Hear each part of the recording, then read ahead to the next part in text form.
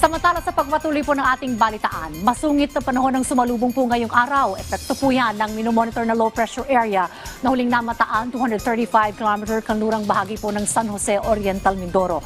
Kung magiging isang bagyo yan, ang iba pang update sa lagay ng panahon, hatid po sa atin ni Pag-asa Weather Specialist Charmaine Varilla. Ma'am, magandang umaga po. Ano pong update sa ating panahon?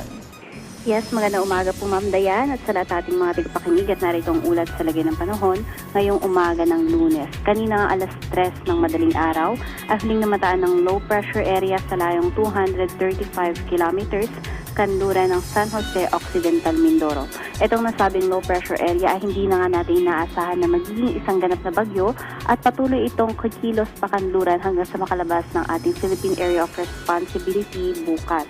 Samantalang ito yung nagdudulot ngayon ng mga kalat-kalat na mga pagulan sa may Metro Manila, Ilocos Region, maging sa Cordillera, Central Luzon, Calabarzon, Mimaropa at Western Visayas.